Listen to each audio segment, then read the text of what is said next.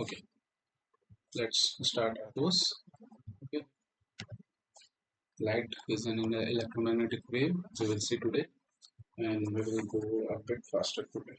Okay, so let's write some definitions.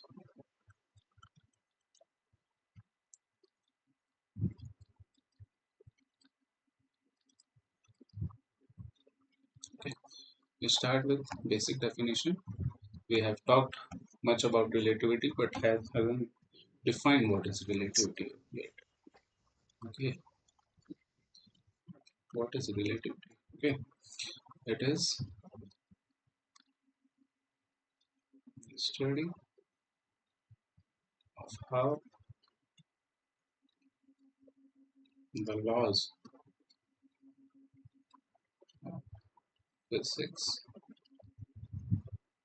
and measurements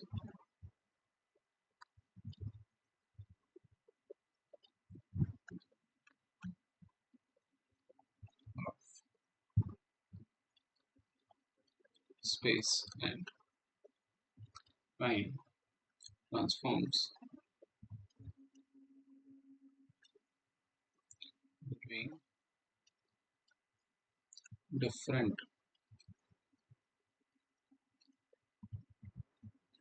frames of reference.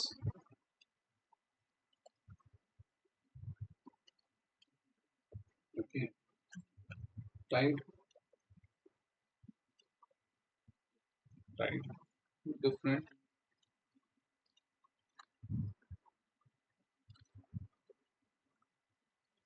observers. Okay. In general,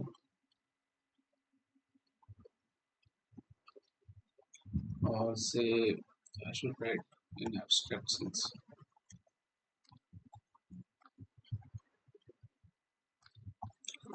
Okay, in abstract sense, it is a framework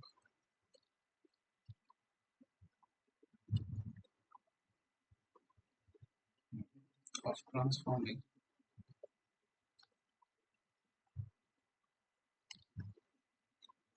the representation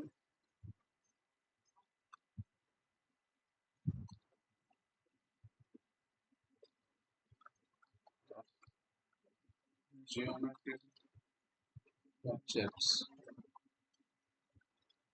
okay, from one reference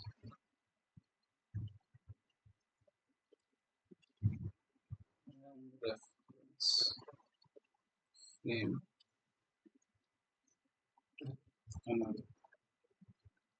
You understood this, right? It is in abstract sense, it is just a framework of transforming the representations of geometric objects that we have defined before from one reference frame to another. Okay, now we will define another thing, that is covariance. What is covariance?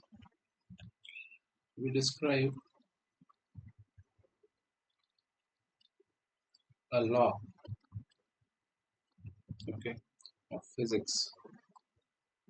How do we describe a law of physics?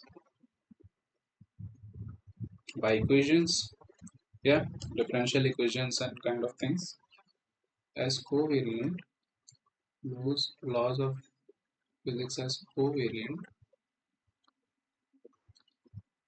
Okay. If it holds true, if it holds true, and all frames of reference, frames of references, yeah, frames of reference. Okay, means this means equations, equations governing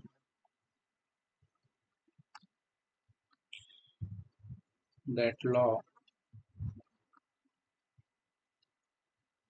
must take the same mathematical form, mathematical form, okay, in all reference frames. Okay, for example,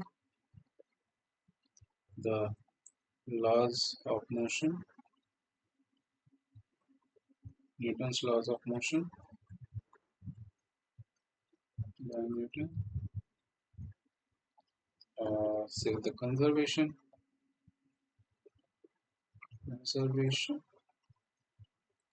of momentum,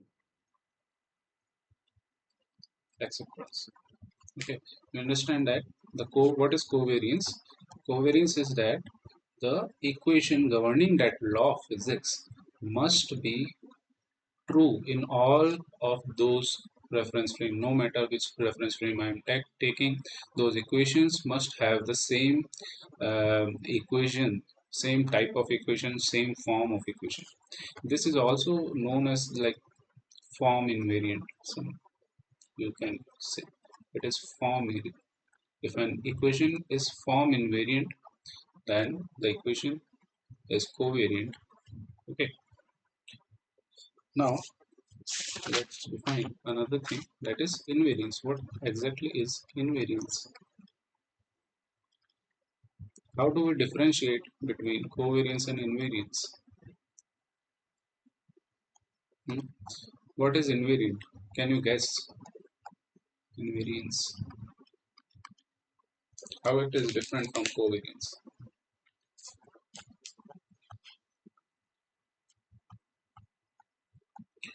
Okay, it is when some quantities,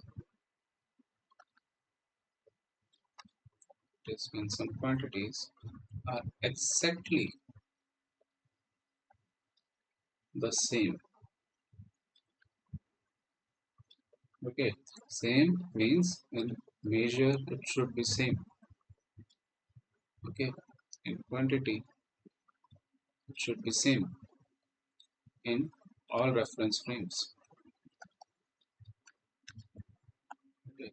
Suppose, for example, the mass of a of an object is an invariant quantity. Okay, we see when we transform things from one frame to another moving frame, the mass of an object or any kind of object, whether it how many, whether they are two, three, no matter the number or how fast an object is moving, the mass actually not how fast it is moving.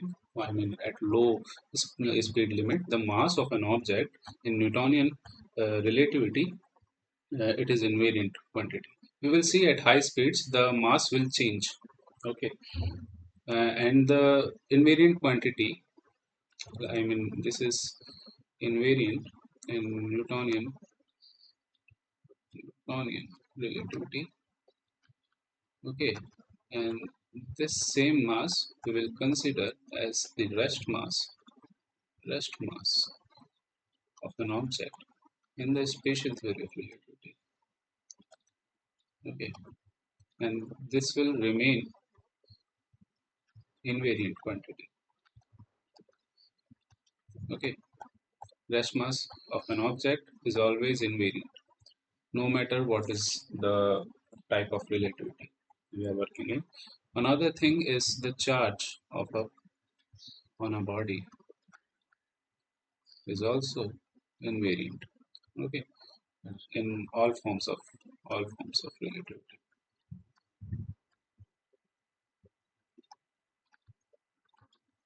Okay, so this mass is actually the rest mass, and we call it simply the inertial mass in the Newtonian relativity.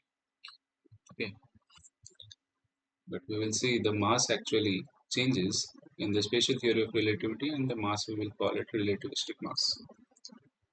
Okay, now we should consider an example of Galilean relativity first, quickly.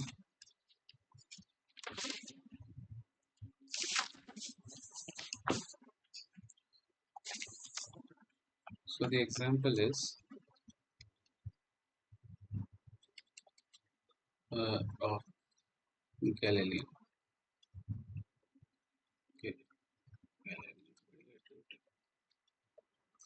is the projectile motion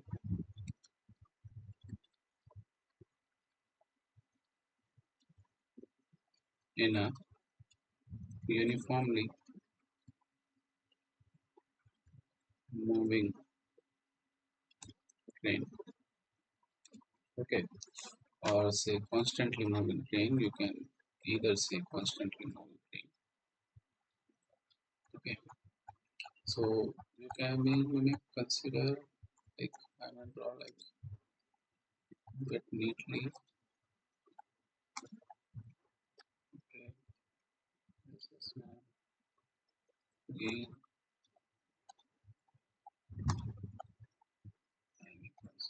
Let's make a good plane. Okay,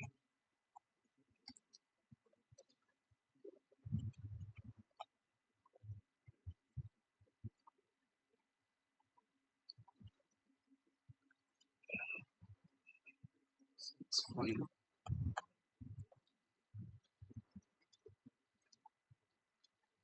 Okay, yeah.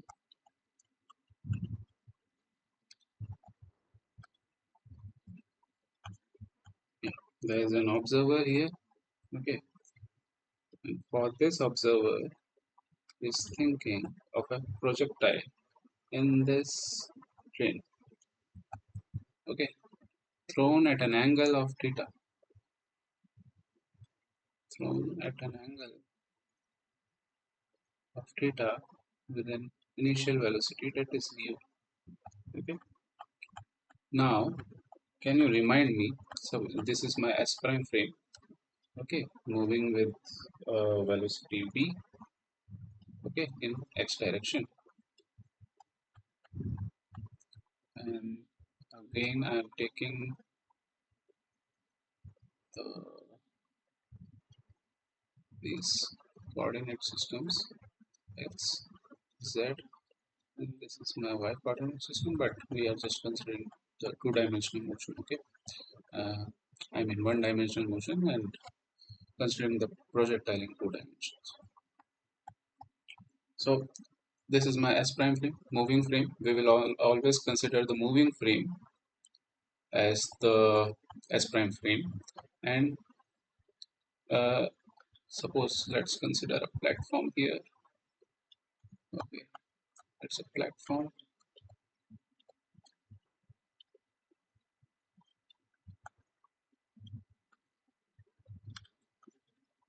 And this is S frame, my stationary frame. And here there is an observer thinking about the same situation. Okay, the same projectile of a ball. Now consider the S prime frame first. है It's a moving frame. Conventionally, we take the moving frame always as S prime. Okay, but you can either consider the S frame as also moving, but you will see that the equations will not change much. But I mean, the GT will be converted into IGT and IGT will be converted into GT. That's it. But the physics won't change. So in S prime frame, what is the okay, this in S prime frame, this is the velocity calculated by the person in the tilt. Okay, and it has some components in x direction. Okay, plus a component in y direction. And if you have studied the projectile motion, can one remind me what will be these? This is my u vector, and this is my x direction, this is my z direction. What will be the components? Simple. First,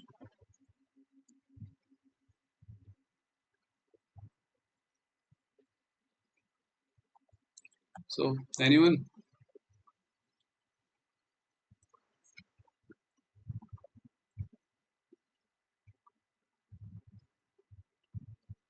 Arpit, it's simple.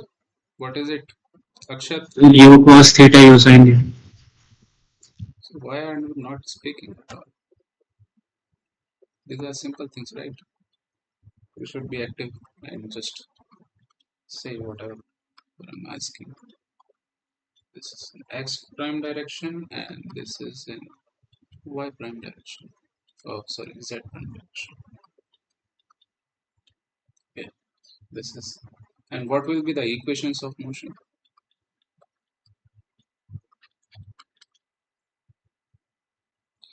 Remind me the equations of motion of Newton.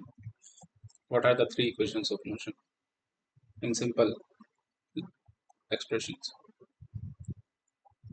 So the equation of motions for that one dimension or two dimension motion.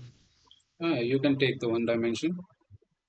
One can be written as V is equals to U plus AT. V is equals to u plus at. Correct. Second is S equals to UT plus half AT square. Plus half at square. Okay. And third one can be written as V square minus U square is equals to 2AS. Correct.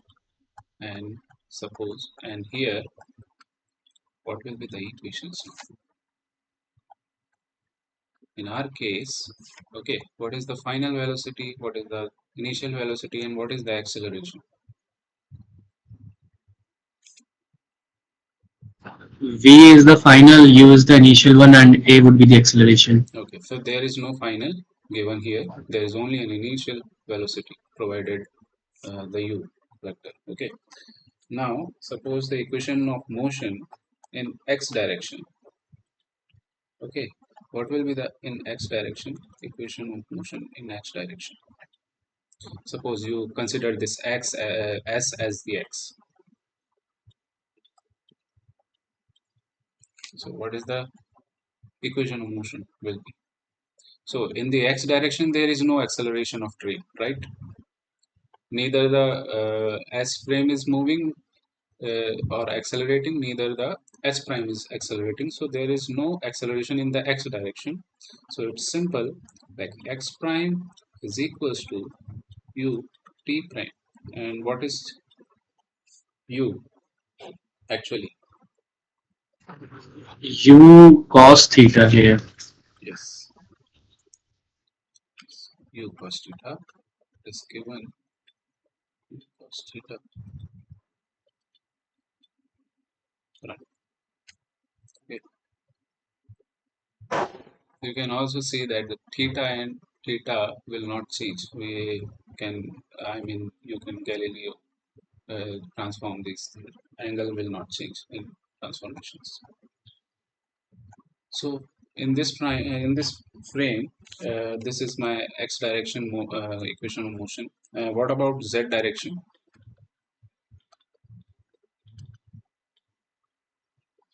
Second equation. We will surely consider acceleration due to gravity in the z Yeah. direction. So which direction should I consider the gravity? Negative z. Yeah, negative z. So I can call it like in this direction. Uh, I have positive z, right? Yes. So z dash will be, what will be my z dash? Okay, again using the same equation, the second equation here, we will write down sine theta and t prime, okay, minus of zt square. Why it should be minus gt? Why it should be minus gt in this equation? Because we have assumed that velocity is in the positive z direction, so g would be in negative in the equation. Yeah, of course, we have taken that the z prime is is in this direction, top direction, okay, but the g is applying in the negative direction of this z prime. So we will take the minus here. Okay, nice. Now, also from this you can calculate the t prime, that is x prime upon u cos theta. Now, can you find the equation, find the trajectory of the particle, trajectory of ball or a particle, projectile. How do we find it?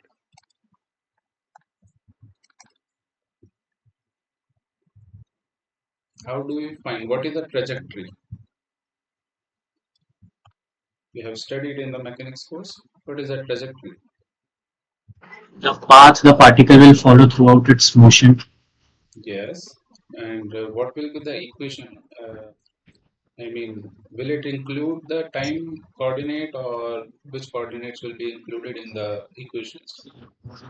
Time won't affect as such because when talking about trajectory, we consider range and the maximum height achieved by the object. So time would not play a significant So role here, I it's guess. just a non-dynamical path. Okay. It's just a path in the spatial dimensions. Okay. It's a path in the spatial dimension. Okay. It's a path in the spatial dimension. So how do we find it? This path from these two equations. We just eliminate the t prime from these equations. When you put the t prime in the z, you will find a relation that is z prime equals to tan theta minus this divided by u square cos square. And what is this equation about? What does this tell you?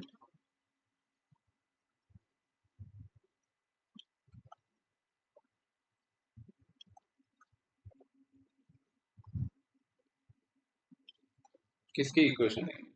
Equation of? Equation of trajectory. No. Yes, but which shape it is? It's Equation a of? parabol. Yes, it is a parabola. It is a parabola equation. Parabola. So it follows, the ball follows, or the projectile follows a parabolic path.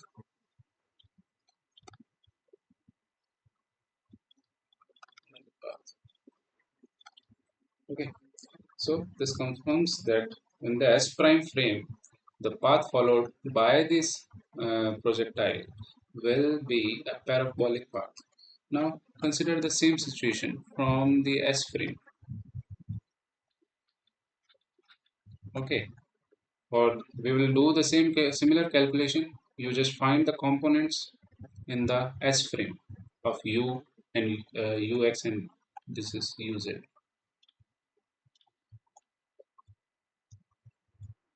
What will be the components?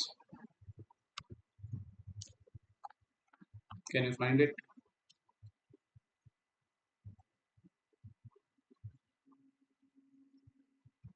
in S frame? This is my S frame. How will this observe this projectile?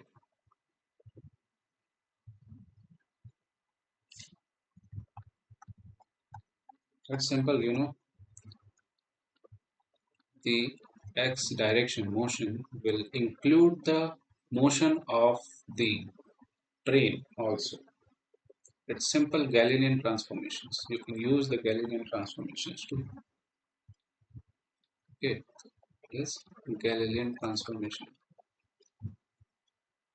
Okay, what is Galilean transformation? U is equals to U prime plus V, right? Yeah. Similarly, in Z there is no motion of S prime, so there will be no different velocity or component. Okay, so this is actually IGT. Okay, when we consider the S prime. So fine. Now, what will be the x. X, I mean the equation,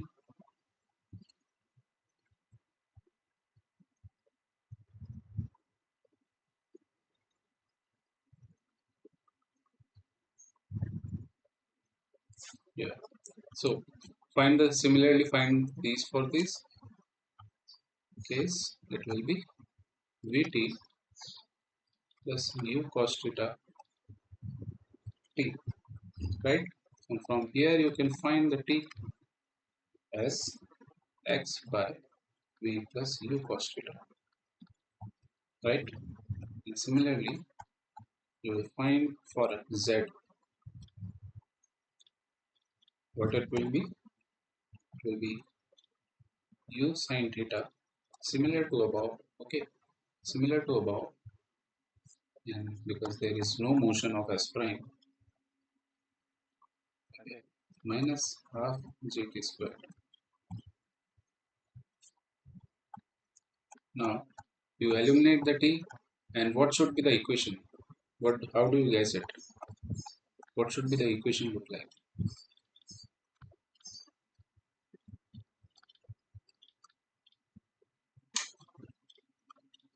in s prime frame? How will it change? U cos theta would change to U cos theta plus V to the power Yes. 2. Yeah. Correct. So this will be the equation,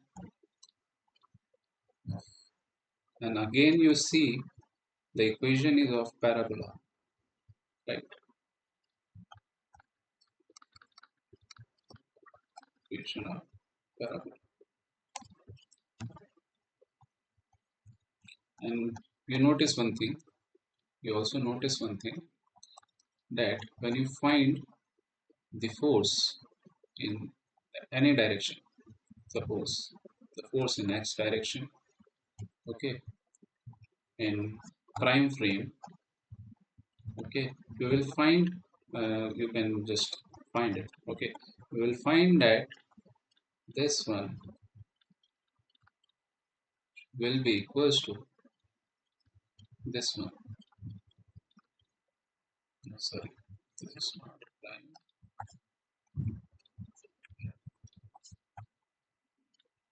Okay, this is, I should remove this one also because it's just a compound. Okay, also you can find, you can verify it in z direction. Okay,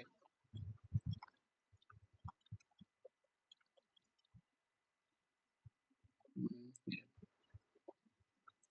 There should be a mass also, mass term also, because mass is invariant. Okay, it will not affect our equations. Mass of the ball is invariant quantity.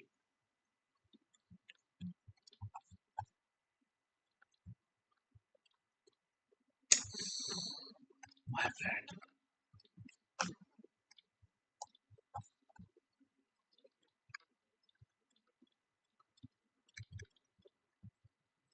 So this is again this one.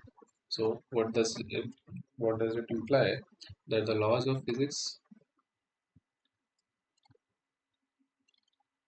don't change under Cayley transformations. Okay, these are the different scenarios when you are observing the projectile from the S prime frame, and differently you are observing the same scenario, same projectile from an S frame. Okay, now suppose let's take something. Okay, let's take theta to be 45 degree. Okay, then this will imply my tan theta is equals to 1. Okay, let's take the g is equals to 9.8 meter per second square. Okay, and take the u cos theta. Okay, this is velocity of a projectile in x direction. Okay, let's take it this, and the motion of s prime moving frame, Let's take its velocity to be 100 kilometer per hour. That is similar to 27.78 meter per second kind of thing. Okay, now the you should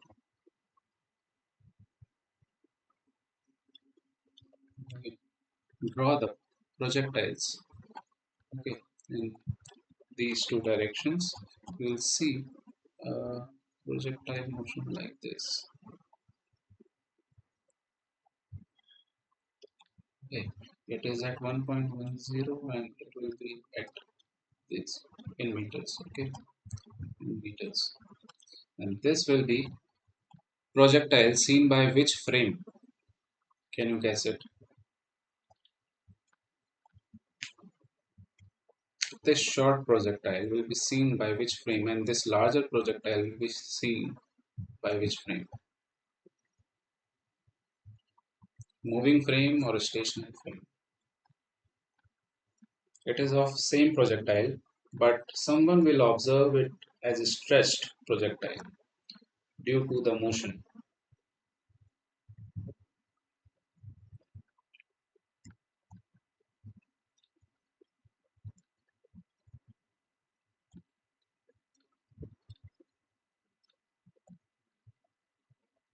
For which observer the projectile will be stretched? I think will be S frame. Yes. When you see the projectile, okay, from a stationary frame, you will see that the motion of the train will, because the ball will also carry the motion of this train with its velocity in the x direction. So this velocity will be increased in the S frame. Okay, but in S frame there is only one velocity, that is u cos theta. So there is a larger x direction velocity in the S frame. So that's why this parabola will look like very far, because the train will move very, will take it far away. Okay, because you have to include the motion of the train also. Okay, motion of train. So this is S frame. This is a stationary. Okay, and this is S prime frame. From S prime frame, there is only one x, one this component of x velocity in x direction. It is moving. Okay, so the, this is the case when projectile is thrown inside a train. Okay, this is the case when the projectile is thrown inside the train, and we are observing the physics from two different frames, that is the frame of train itself and the frame of a stationary stationary person that is on ground. Okay, and we are just relating the physics, but uh, can you check, like, if a projectile is thrown by a person on the ground, okay, if a person, what will be the physics? How will the equations change relative to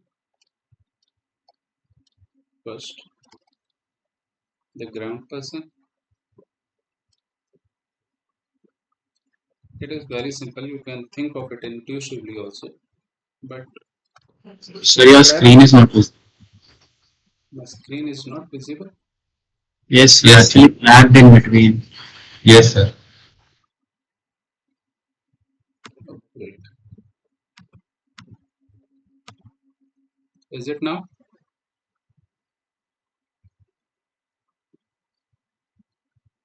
Yes, sir. Yes. Yeah. So this is the from firstly you see the physics from the ground person, and secondly you see the physics from the trained person. Okay. You can think of it intuitively also. Okay, this is a simple thing.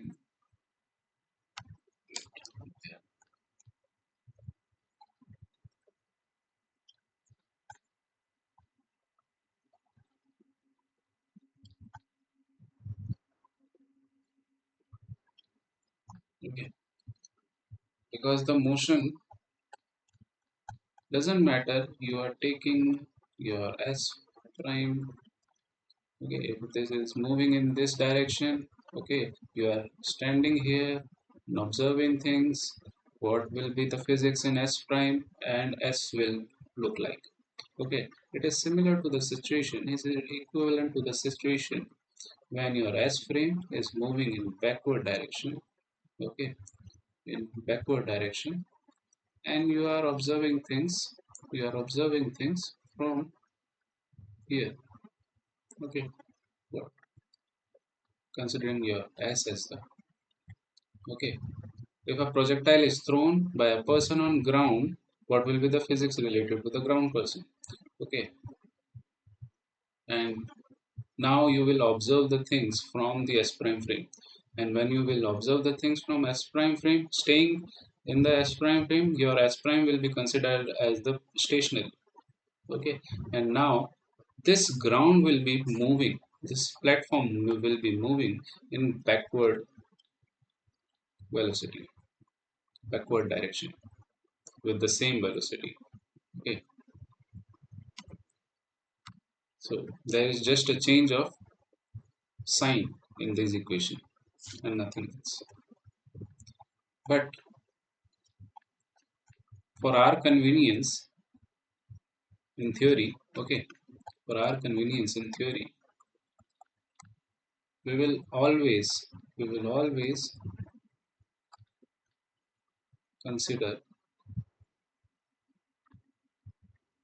consider S prime frames to be moving, to be moving, okay, and S prime as station, S prime as stationary. So what will you change about by this convention? You just have to change the notation. Okay, you just change the notation that now this is my S frame, the train frame is my S frame, and this ground frame is my S prime frame by this convention. Because now the ground will be moving backward in the backward direction, then you just change the notation to the of the platform to S dash frame, and you keeping the notation of train to be S only, because you are observing things from this, the projectile thrown by this observer at platform. Okay, so that's how you see the physics. You consider this convention always for simplicity, to reduce your confusion in problems. Okay, now leave this thing. You can also test one thing here in this question, that your t prime should be equals to t. Okay, why? Because in the prime frame, your t will was x prime plus u cos theta, and it should be equals to x v plus u cos theta. Okay, you will see that for both the situations, the t prime should be like 0.2, around 0.2 meter per second. Oh, sorry, seconds. You can check it. Okay, you just verify it. So now we will be considering the next important topic, that is waves in Galilean relativity. Okay,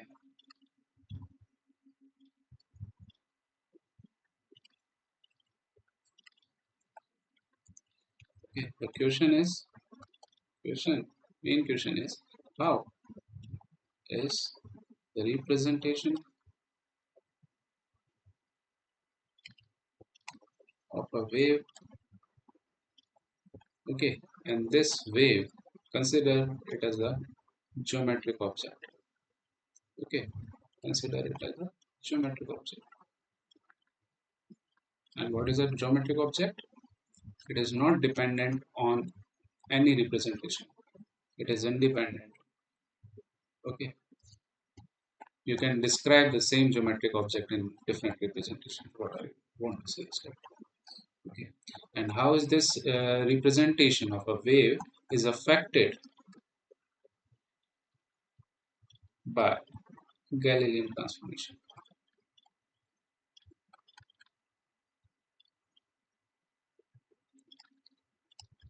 Okay, this is the question. Okay, now I will see. We'll look at the basics of some wave. Okay, let me show you the same thing. Wait,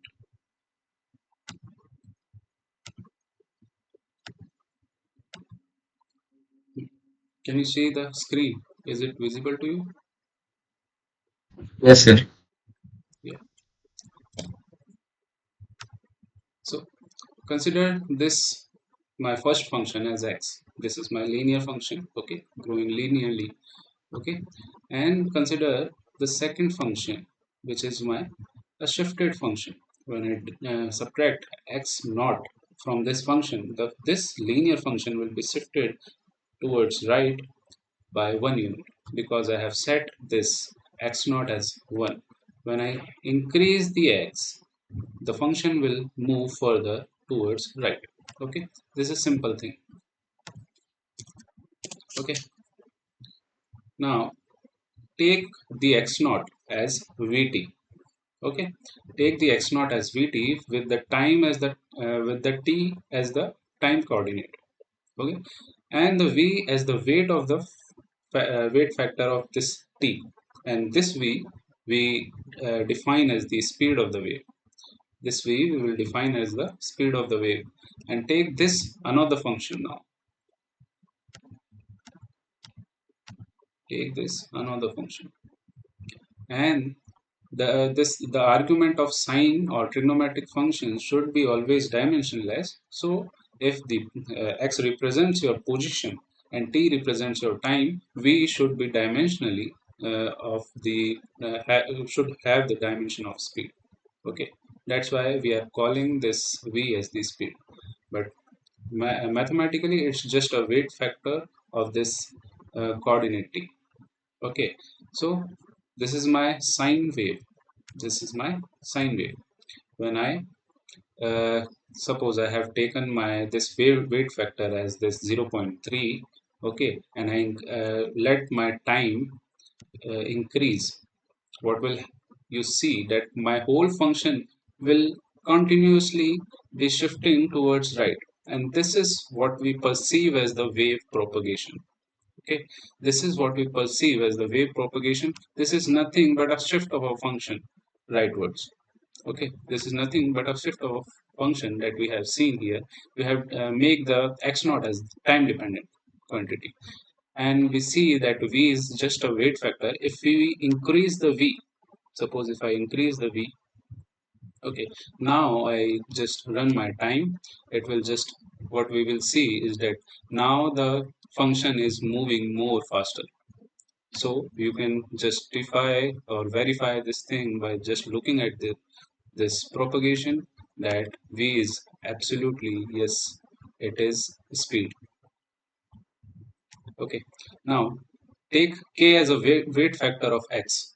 Okay, now take k as a weight factor of x, where you can define your k as 2 pi by l. Okay, We call it the angular spatial frequency. We call it angular. Why we call it angular? Because we are considering just the 2 pi factor here, 2 pi radians, and spatial frequency. Okay, we can you can define like just a spatial frequency as 1 over L, 1 over L without the 2 pi factor. It will just be a spatial frequency. This means, suppose I have taken this block. You are seeing my this arrow, right? Uh, is my arrow visible? Yes, sir. Yeah. So this take this block. Okay. In the 1 unit of this block, in the suppose this is my block. Okay. So take the 1 unit of this block. So this is my wait. Okay. Let me show this. So take this 1 unit of block. So you just count the number of lines here. Okay, there will be 1, 2, 3, 4, 5, 6, 7, 8, 9, 10. 10 lines per unit. 10 lines per unit.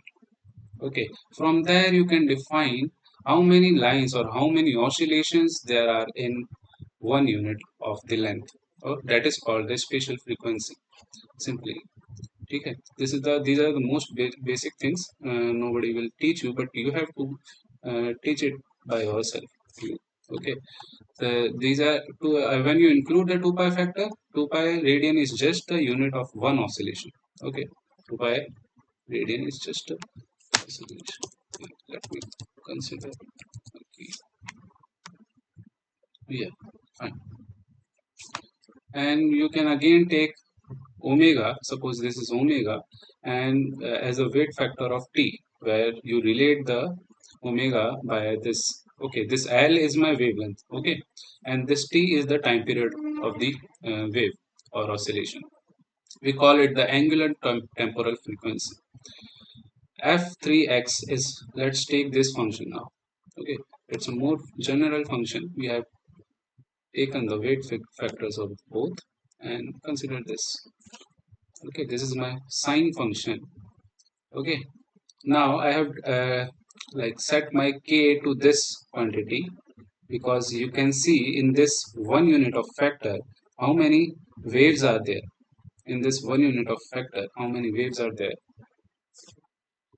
How many oscillations are there?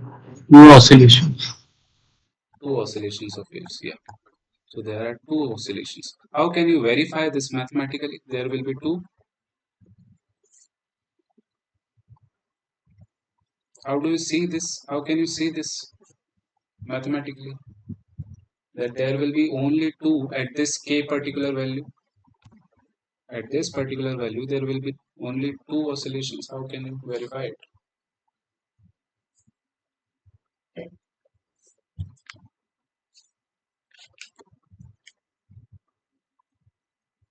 You just see this formula, right? This is my wavelength. Okay, you just find the this wavelength and put this value here. Divide 2 pi by this 12.52 and find it now, that what will be the L.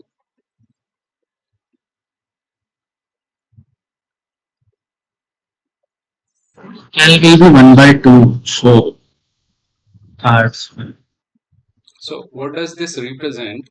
That there will be one oscillation 2 pi radian of 2 pi radians. There will be one oscillation of 2 pi radians per wavelength.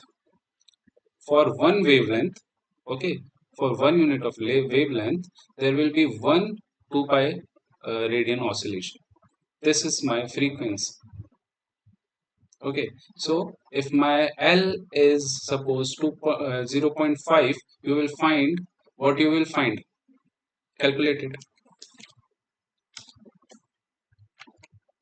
Calculate it. Now, let me also calculate it.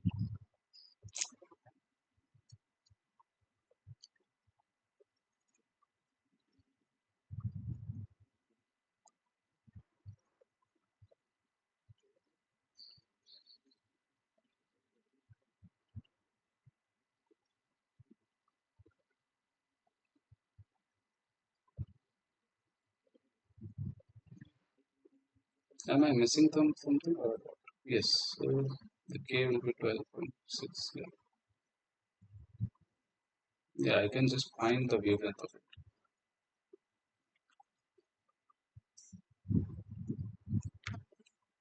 But you consider that always there will be one oscillation per this wavelength. I think I'm missing something. I need to go back to it. So this is fine. And then we define, you just check that increasing or setting this is just squeezing your waves. Okay, this cave thing. And now if I increase my this weight factor, which is my omega, okay, what will it do physically to this wave? Can you guess it?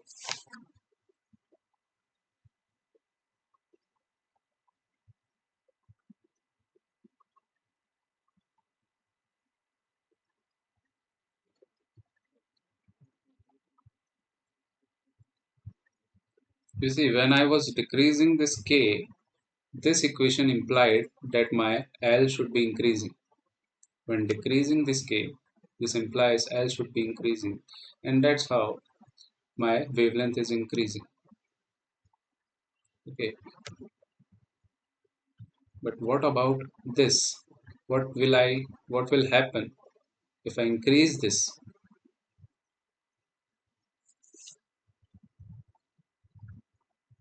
Sir, increasing W will lead to decrement of time period as per the Yes. equation. So yes, it will decrease the time period. Okay. For any wave, they are just independent things. Okay. It represents the spatial frequency. Okay, spatial frequency that for particular length, how what are the oscillations happening? How many oscillations are there?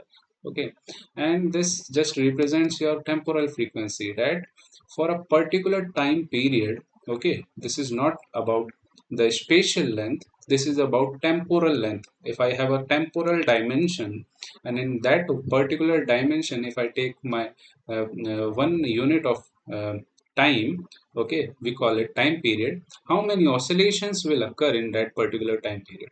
Okay, that will be calculated by this temporal, angular temporal, actually the temporal frequency, but when you multiply it by 2 pi radians, we call it the angular temporal frequency. Okay, now you will see that the phase velocity is defined by the coefficient of t divided by the coefficient of y, and this will be defined as like v naught. Okay, so coefficient of t is of course the omega. Coefficient of t, where is it? Yes, here. Coefficient of t is of course the omega, and if I increase the omega, what will happen? The phase velocity will also increase. The phase velocity will also increase by increasing the omega, because the oscillations, number of oscillations per unit time are increasing. Number of oscillations per unit time are increasing. That's why the velocity will increase, keeping suppose this k as constant. Okay, and also if I decrease the k, the velocity will be faster. Okay, so the velocity is like this. This is the particular. If I take a Gaussian wave packet, you will study these in the quantum mechanics course. I think you have studied, or I don't know you have studied or not, but you will do. Okay, this is my, let me show the graph of it. This is my Gaussian wave packet. It consists of several such waves, the linear combination of several such sinusoidal waves, and you will find the wave packet like this. Wave packet is just the envelope. It is just the envelope of those many sinusoidal waves. Okay, when you increase the d, this is standard deviation. If you increase this d, the width of this packet will increase. Okay, and suppose if I increase my time, this will evolve like this. Okay, and it depends on the frequency and as well as the omega again. So this is my general function of any sinusoidal wave. Okay, of any sinusoidal wave. So this will go like this. So I just wanted to show you this because I just need to generalize the concept, or say I want to write a function, general function of any kind of wave.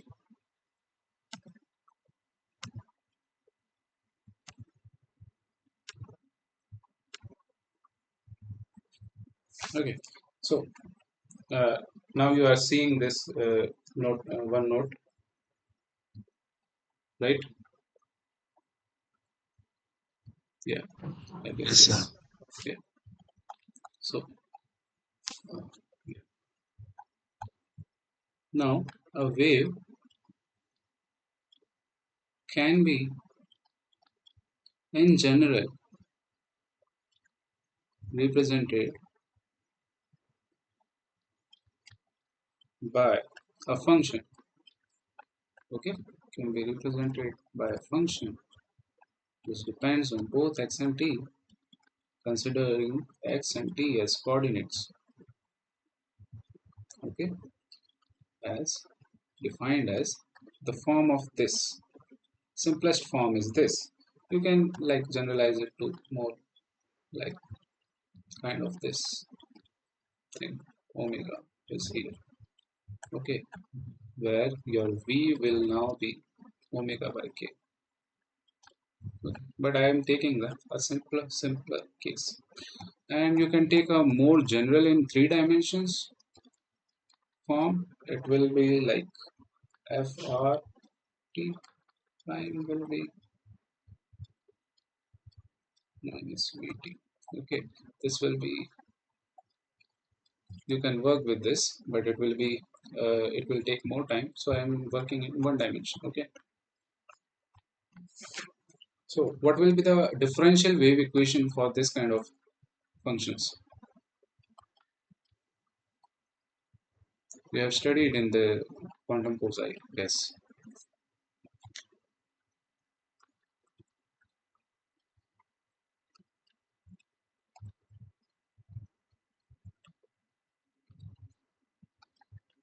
For such functions, what is the differential wave equation? It's very easy.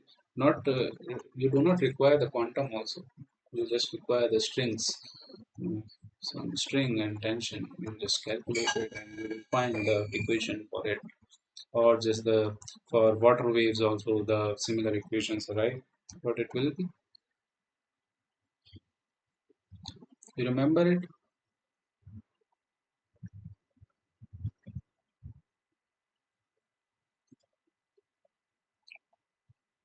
Nobody remembers this differential equation, wave differential equation.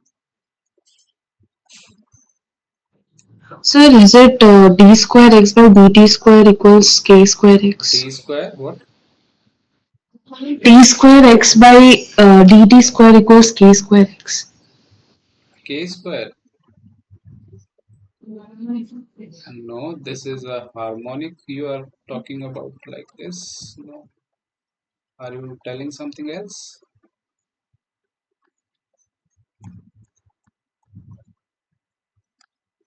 Haven't you studied the wave equation before? You have also done the quantum course and you just don't remember the wave equation.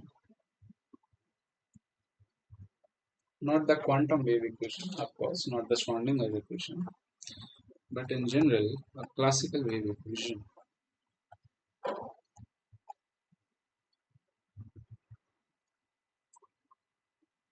is simply this. The function is simply this.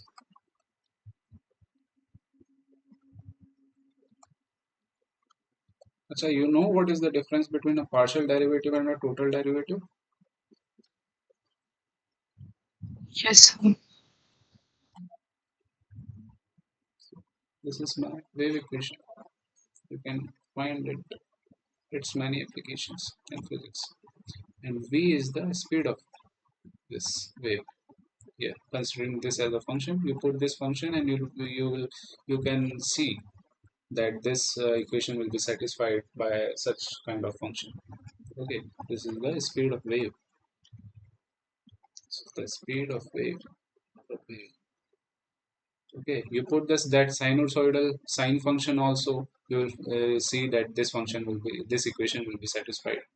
Okay, and you will see that this v will, for such function you will see that this will be this for, it's like function is, if my function is sine uh, kx minus omega t, if my function is this, you will find this velocity as this here.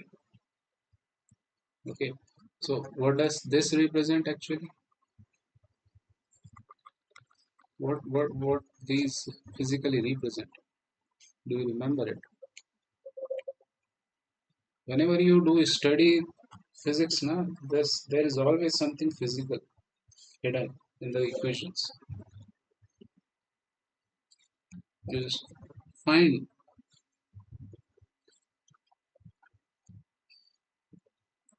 Okay, what does the second derivative of any function represent actually? Second derivative.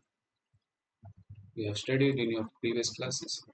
Suppose I have a lever x. What is it? It is the rate of change of slope, right? With respect to Yes. x. Rate of change of slope.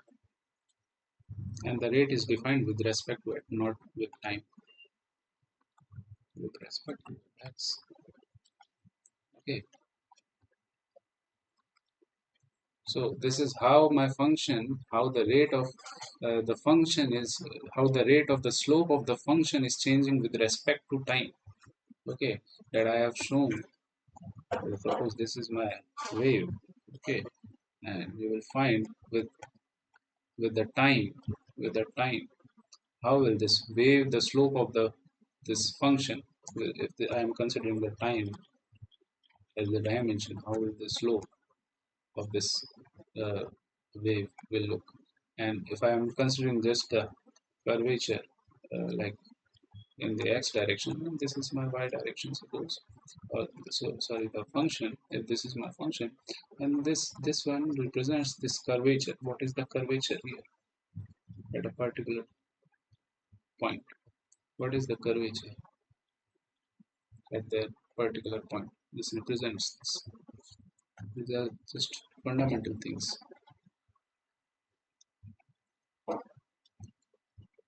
Okay. Okay, no worries. So how does this change? How does this actually this wave equation change? And this is the question you will do. Okay, I will just write it. But okay, before that I just yeah. Let me write this. How will this uh, wave differential equation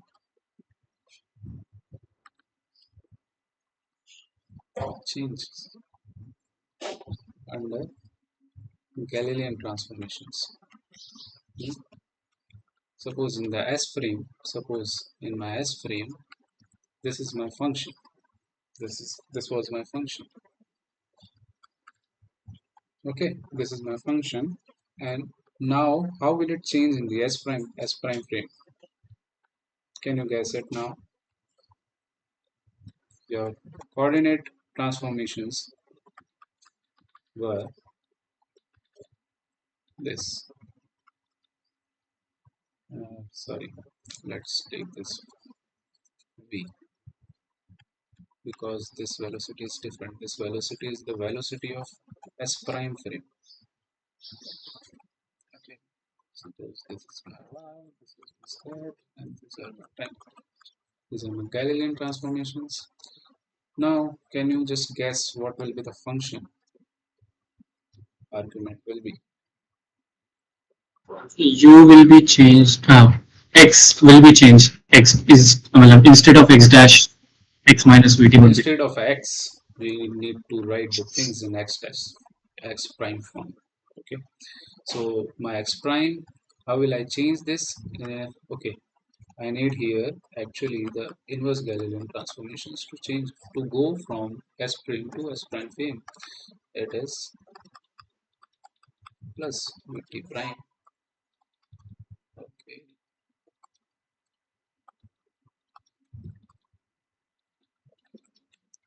so what should I write here?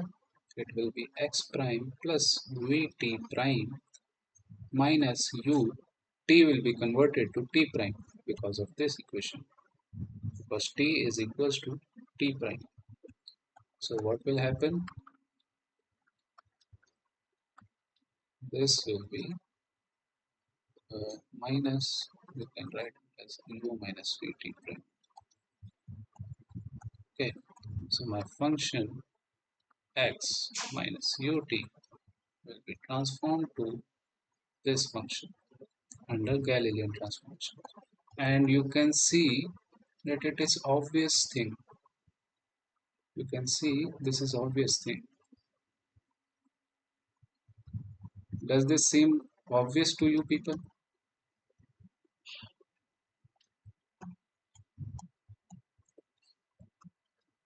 Does this seem obvious to you people? If Sir, yes, how? Yeah, sir, I have a question here. yeah, Sir, when we are defining the function in S frame, we write it as f of x minus ut. yeah. So when we define the function in S prime frame, we would be writing f of x prime minus u t prime.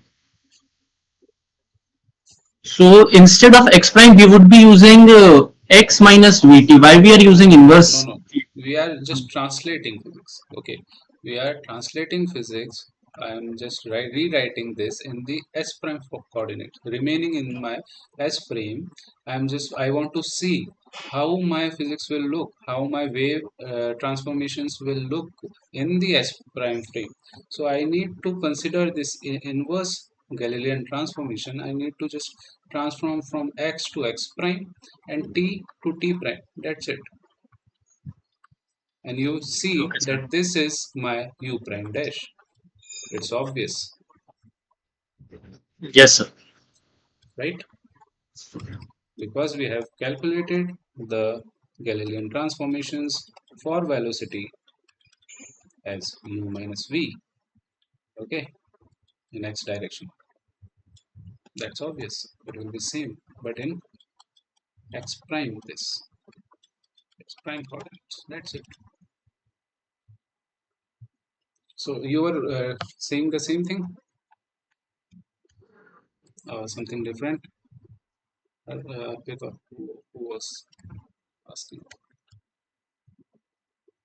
No, sir, I got it now. Yeah. So we are beginning to see a big thing now in the theory of relativity. Okay, for before that, uh, okay. The question is, now we will do this, and I will not do this. Show that under the Galilean transformations, okay, this I have shown you just from the this function thing. Okay, but now we will show under the Galilean transformations explicitly how will the wave equation change under the under the Galilean transformations the wave equation,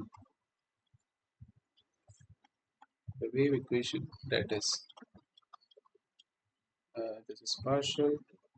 Okay, this is my wave equation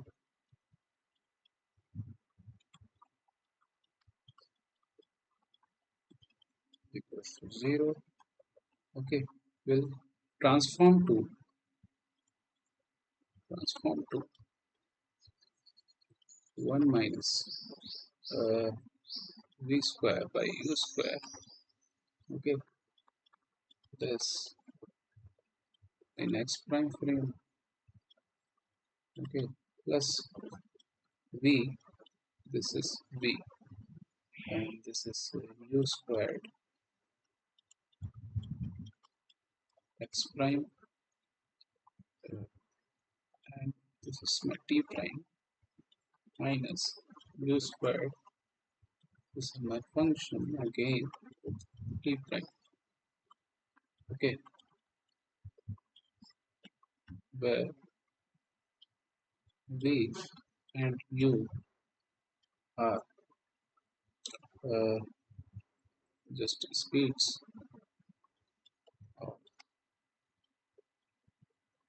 s prime frame and wave. You understand the question? Uh, no, I think you Yes, understand. sir. Yeah. You just have to transform this equation, this original equation, and apply. You just take this equation and apply the Galilean transformation. You should get this equation, and you see something weird here. I mean, for you it may not seem weird at first glance, but it is weird because the equation is not invariant under this transformation. And what is this mean actually? So the wave equation, you see, is not invariant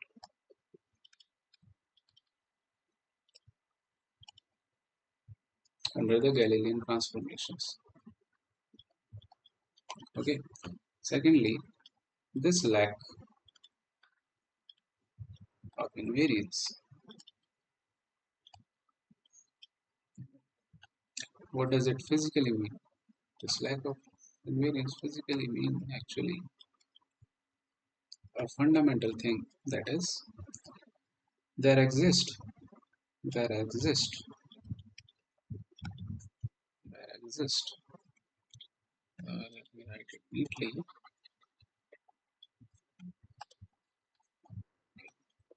There exist a single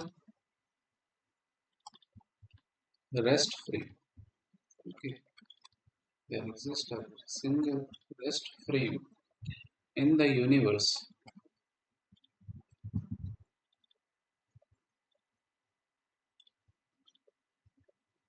for that wave. What does this mean? Actually, are you getting it? Such that this wave equation, which I wrote, okay, is squared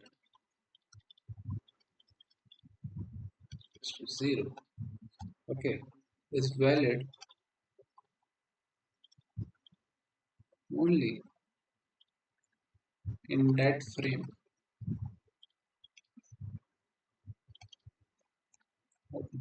This means this. What does this mean?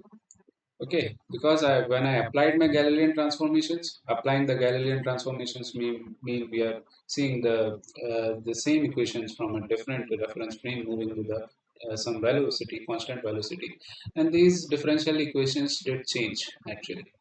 Okay, so there must exist a rest frame. Okay, that where this equation actually applies in the rest frame. And what is that rest frame actually? So people in the past actually considered that every kind of wave, okay, do satisfy such kind of equations, and they have. I mean, historically, it was normal that every kind of wave do have a medium, do need a medium to propagate. Like you can take the ripples in the water, or say the sound in needs the air particles. The medium is the air particle, or say the. I mean, they all through this intuition they just assume that light also should have a medium. Okay, so what does this mean? That this equation, uh, there is a preferred frame there is a preferred frame existing, okay, for every kind of wave, for every kind of frame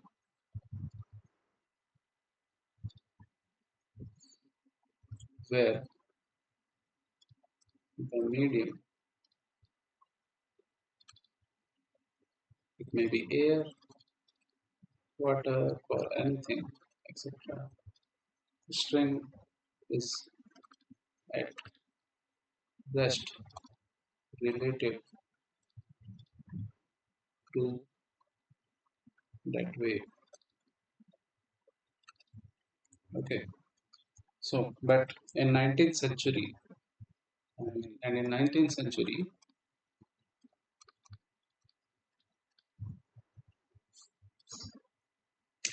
that is Maxwell's era. 19th century was Maxwell's era. It was thought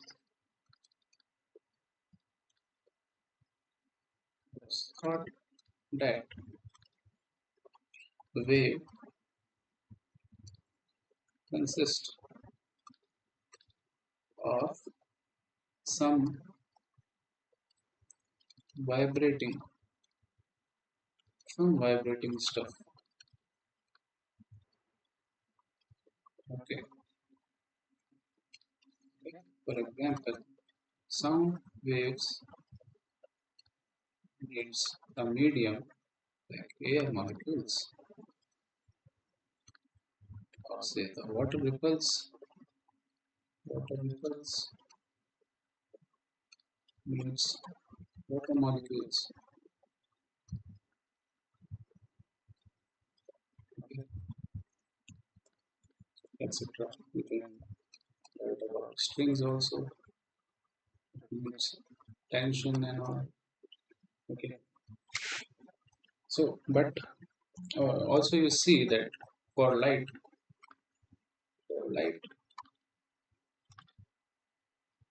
it was assumed same. Okay. People assumed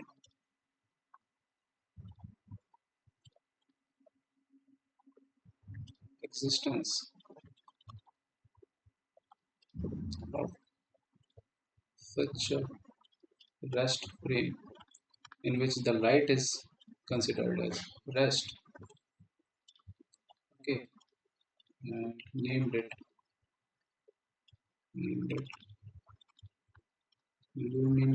luminicals ether, ether, or some people write it ether. Okay, for light. For light, what should be the velocity in this S prime frame for light?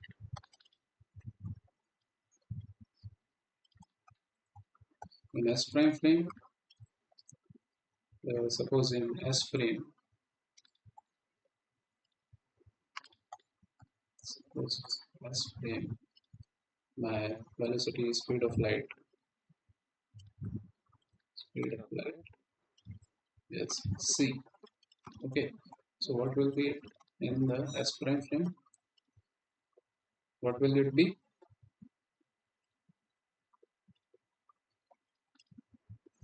An S prime frame?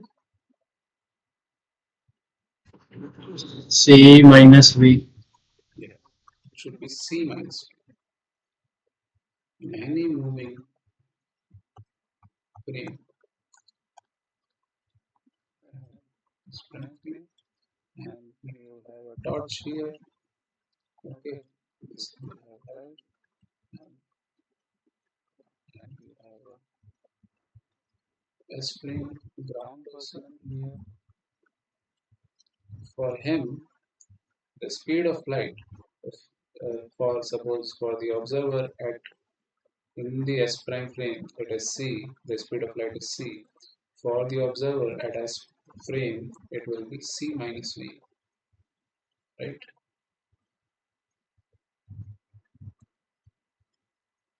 Or I'm wrong.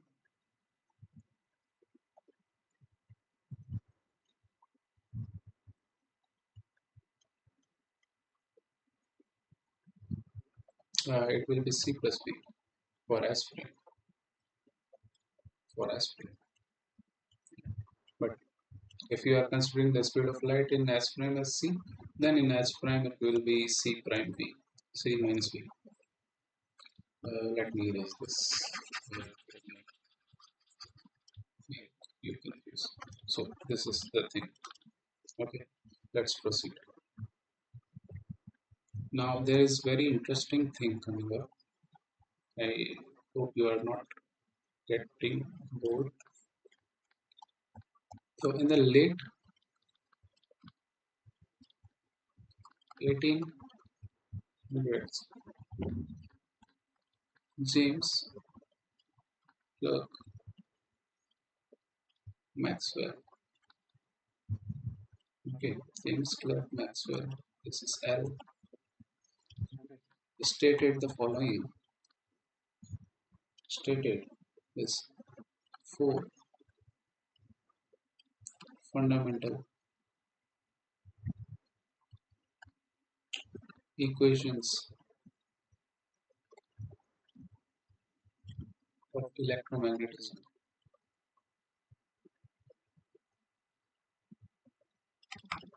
Okay. Okay. Do you know what are the different equations of main equations of electricity and magnetism? Arpit, now you know. Sir, about electromagnetism, I can just recall about the interaction of charges and the equations of fields and the equation of Lorentz force. I don't know that like these are the particular equations of electromagnetism. Okay. So for electricity, you can take it like you have studied the Gauss law, right? You have studied the Gauss law, yeah. And this integral form. It is this Q enclosed by epsilon. Okay. And for magnetism,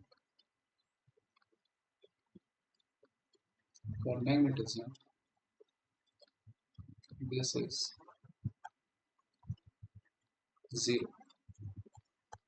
Okay, this is the Gauss law. Spelling is wrong.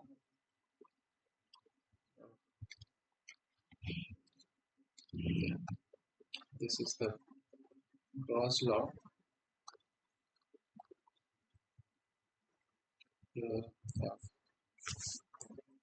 electricity for electric fields. For electric fields.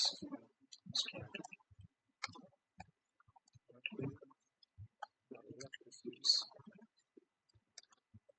Okay. Now this is the same Gauss law. I will explain this. For magnetic fields. Magnetic fields. Okay. Now Maxwell see that there is a connection between both. Okay, then you will find that electromagnetism, electricity and magnetism are combined. Electromagnetism. There are two more equations which will say that one can produce the other field. Okay, you have studied the Faraday's law of induction, I guess. Yes, you will study it later on. Don't worry, in your courses. This is my like I should write it C for a line integral. This is my Faraday's law of induction. Faraday's law of induction.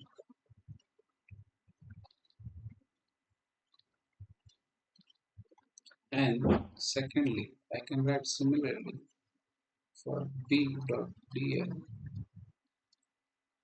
Okay, the line element will be mu naught current enclosed, okay, plus this.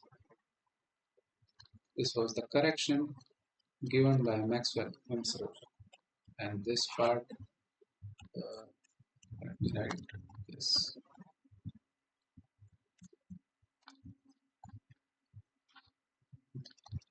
This part is called displacement current. This was the correction given by Maxwell. Displacement current. Okay. This is also called Ampere's law with Maxwell's correction. Okay. So from these equation you cannot directly see things, but I may rewrite these equations in more compact form using quantity, an operator. This is del by del s in ex cap direction plus dy in y cap direction plus. Okay, I should not write this kind of thing because it may imply that the derivatives are applying on the directions, but they are not. I should write like this. Okay, this is more better. This is an operator. It applies on any function. Okay, you got it. This is an operator. Now I can write the four Maxwell equations. Four Maxwell equations using divergence. You will study about this. Don't worry about this. What are these? And using divergence, anything and curl of any vector field. Okay, such that the four equations are: first one is my Gauss law, can also be written as like this. Well, this is my charge density. Okay, charge density. Of course, you know this is an electric field. Second thing, I may, oh sorry, this is not curl, this is divergence. This is the normal scalar product, okay? And again, the divergence of B as 0, okay? These are the same equations, I am rewriting it, okay? I am replacing the Q with a charge density here, okay? And this surface integral with a divergence here.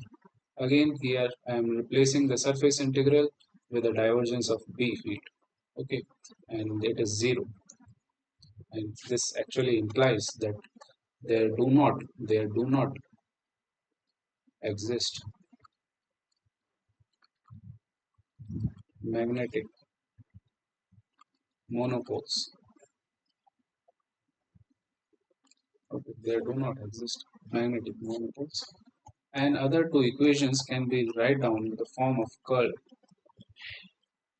And there these are minus B vector. Okay. Second is curl of B field. And these are again, let me write it. Okay, this will take more space. Just hold on for a second, okay?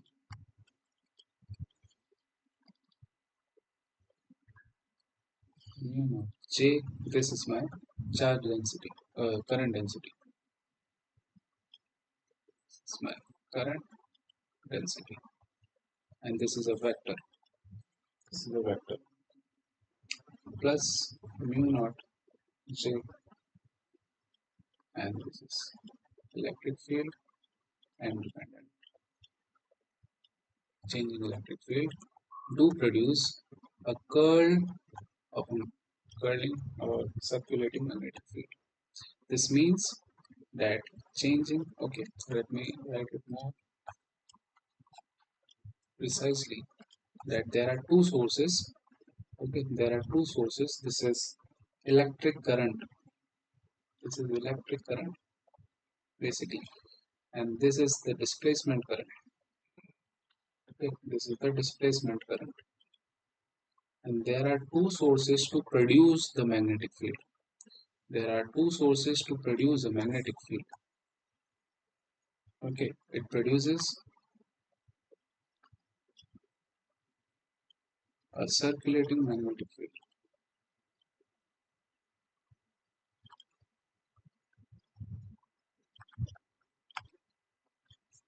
And this produces the changing magnetic field to produce circulating circulating electric field.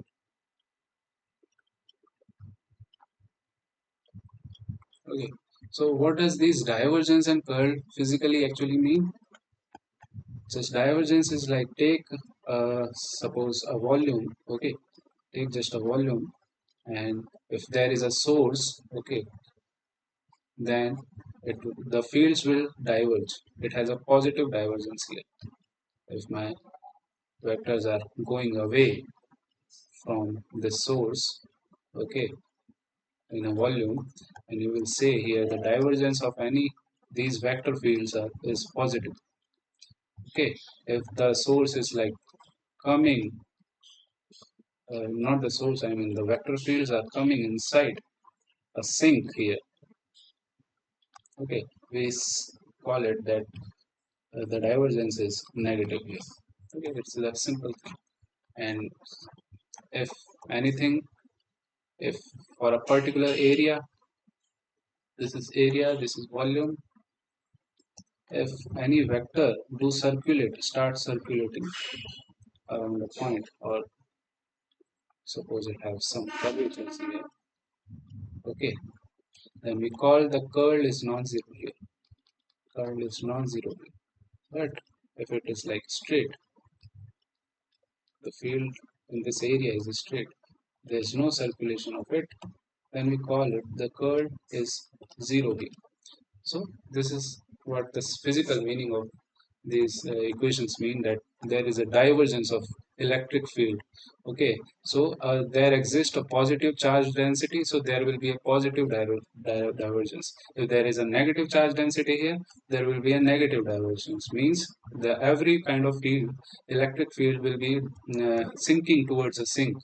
Okay, when there is a negative charge density, and but this implies this is zero, so there will be no divergence at all. Okay, suppose in this uh, here there is no divergence. Okay, so there exists no magnetic poles. There is no divergence of the magnetic field. And here, if we take the curl of electric field, so the curl of electric field is generated by the changing magnetic, and the curl of magnetic field is generated by the changing uh, sorry the electric current. There should exist an electric current, or say there is a displacement current. This is related to some capacitance of a capacitor.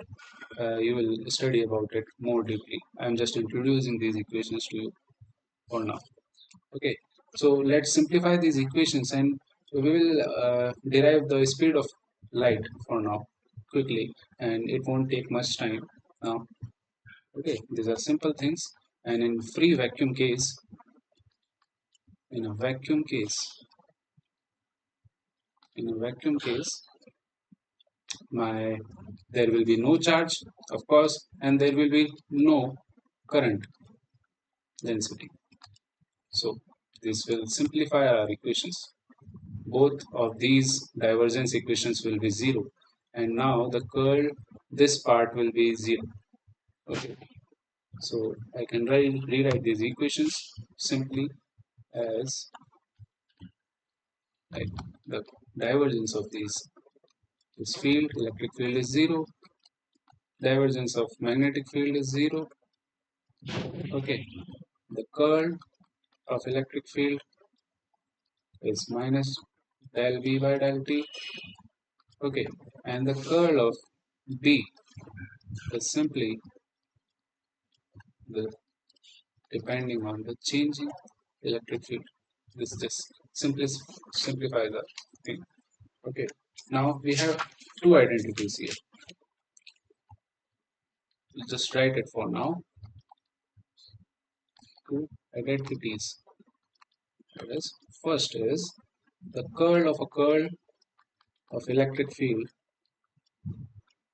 The curl of a curl of electric field is equals to gradient of divergence minus Laplacian of this electric field. Don't worry what are these, but you just write it down. You just need to derive one thing. So these are okay. The curl of magnetic field is equals to the gradient of divergence of magnetic field. Similarly, you can write this. Okay, we will use this. We will use the above equations. Okay, you see from these equations, these terms are zero, right? So we can simplify it, and we can use these equations, okay, to rewrite the LHS of these equations. Okay, so let's uh, rewrite these equations. Minus del v by del t. This is straightforward thing.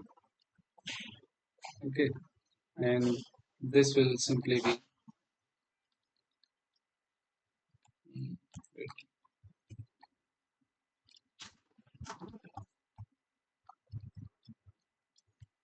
right. And this is my first equation. This is my second equation. What will it be? Mu del e by del t is equals to minus of del v by del square. Okay,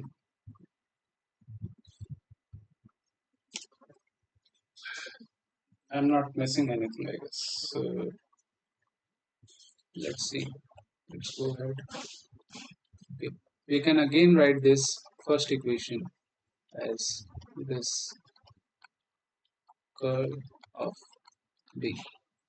Okay, and RHS as it is, and the second equation as mu naught epsilon naught as this. And you again replace this curl terms from the above equations. You will see that my first equation will now be what will it be? From the curl of B, it will be now minus of del square of electric field. You see from here, from this equation. Okay, and it will be equals to minus del square. Okay, and the second equation will be, what will it be? It will be here minus of del B by del B. Okay, so you can again write it as minus of del T square. Okay, del B minus, again you see here there's a problem, I guess. What is the problem? There should be something is missing. There should be at the epsilon naught and mu naught in the first equation also. What did I miss? Here I have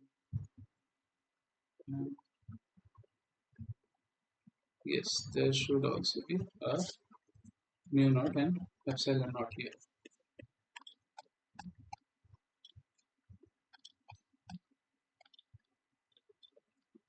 Okay, now it's fine. So what do you see now? You see some similar equations. These equations shocked the people, early people. We can write this like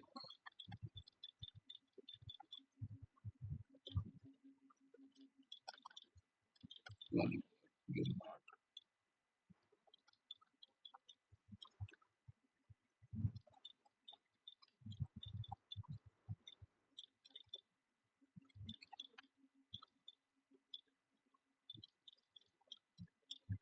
These are very interesting equations calculated or evaluated by Maxwell. Okay. What these represents? This represents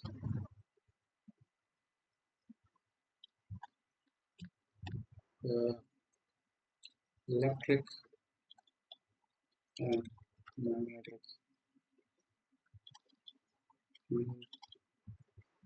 waves. Okay. Also, these are wave equations. Similarly, these are wave equations because okay, let me write this. This is simply my uh, curvature part in the three dimensions. Okay. Now this may be clear to you that in the one dimension, this will look like uh, in 1D, this will look like this. Okay.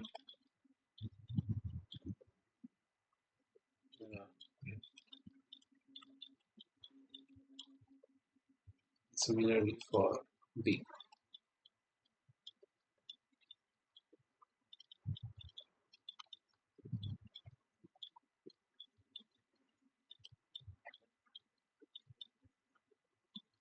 Got it? Now, what is this speed of these waves are? How do we define speed? I have told you, speed of these electromagnetic waves.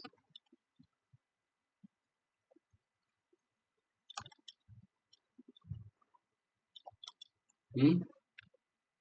What it is? Do you people have any calculator near you? Just calculate this. Okay, the speed is defined as this, just like the other waves. Okay, you just take this as, consider this as 1 by c squared, or just c squared thing. Okay, given the values are mu naught have, what is the value of mu naught? You remember?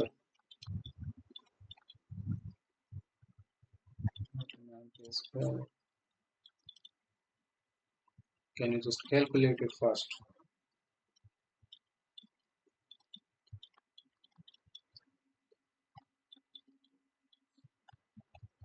What will be the value?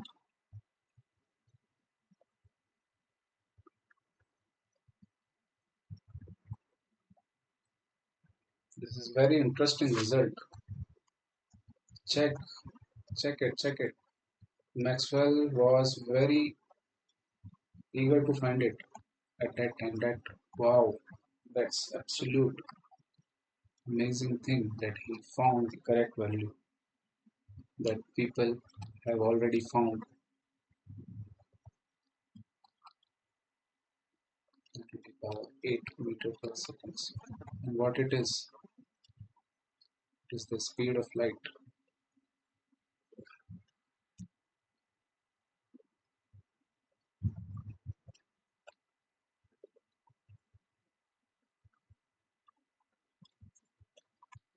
Is the is exactly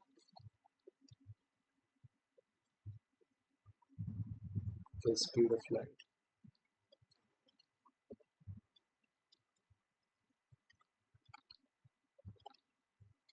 In early days in history, historically, there was a person named Romer who found this, found speed of light is constant.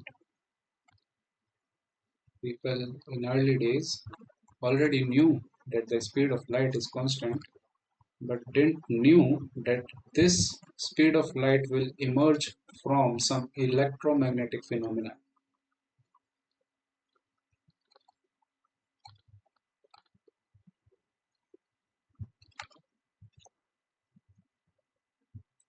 So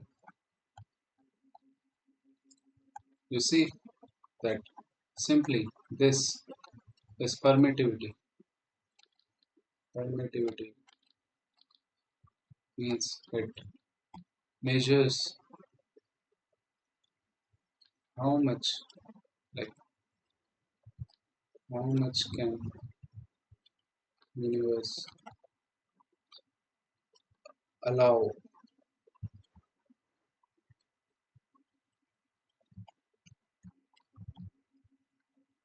the propagation of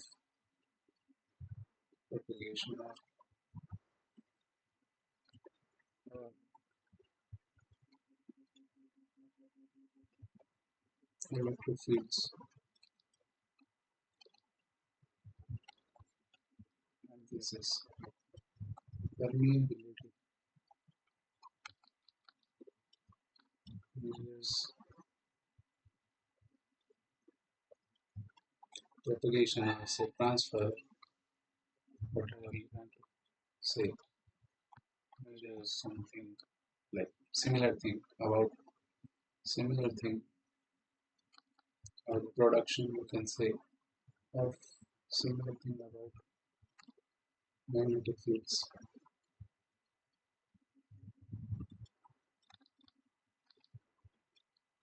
But these are from fundamentally an electromagnetic phenomena, electromagnetic thing. Okay? Electromagnetic thing. Okay.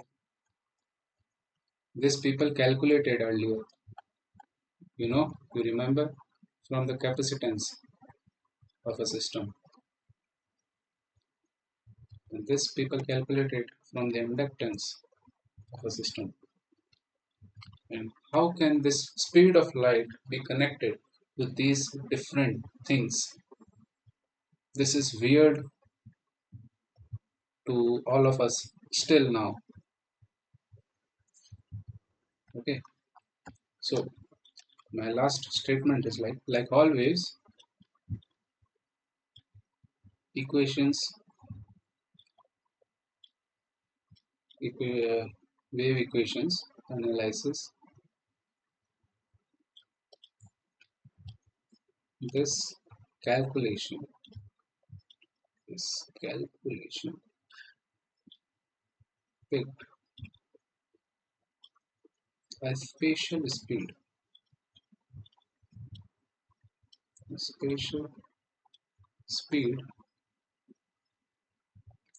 that is c,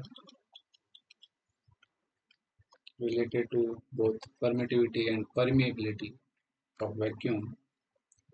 These equations, but what frame actually? But what frame did we do this analysis? Is the main question now.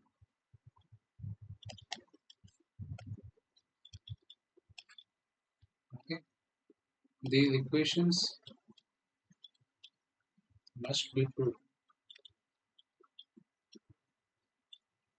in a particular rest frame. The thought like idea is like these equations must be true in a particular rest frame of a medium,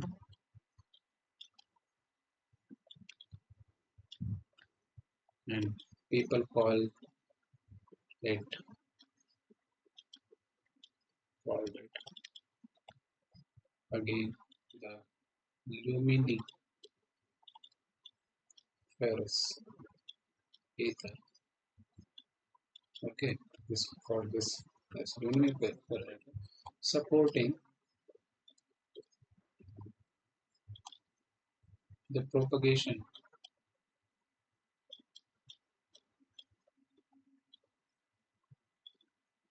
of light waves. Okay, so we'll end the class here now. Okay, so this is an interesting thing we have observed that the speed of light is actually an electromagnetic phenomena. Okay, and we will see. I don't know. We will when we will see that these electromagnetic phenomena, or say the electric fields, are also relative thing, who also depends on frames. But the main fact here to be learned is that the speed of light is constant and it is related to permeability and permittivity, and it follows the same similar type of wave equations. And people used to think that every kind of waves do have the some kind of medium that allows the waves to propagate in, and they assumed the similar medium for light waves also, and called it something called luminiferous ether. And we will see now that not Einstein actually, Morley and Michelson performed some experiment and proved that the speed of light is always constant, and no matter what frame you are looking from. Okay, the speed of light is constant in all kind of inertial frame, and that is very weird thing, and we need to rewrite many things. And what actually Einstein did is to uh, frame a second law of physics, a second law of physics actually, another law of physics, that is the speed of light is constant. We'll see. We'll see. Speed of light is constant in all inertial frames. Okay, and of course, the principle of relativity was valid,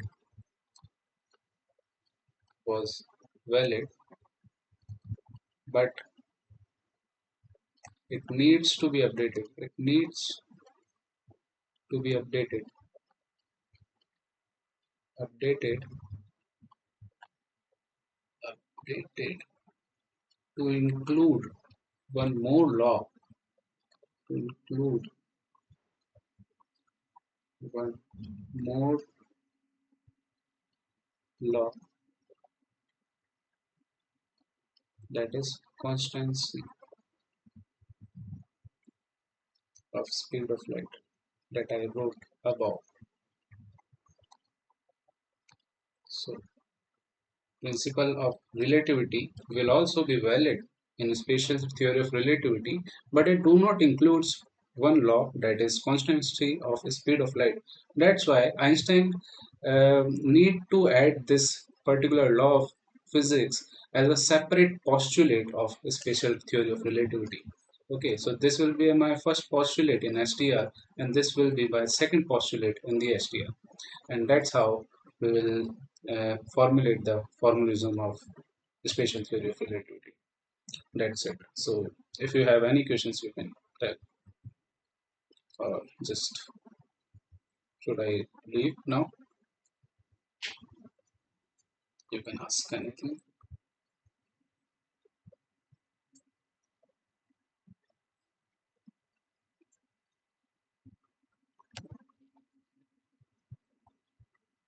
Okay, so it's fine. Have a good day.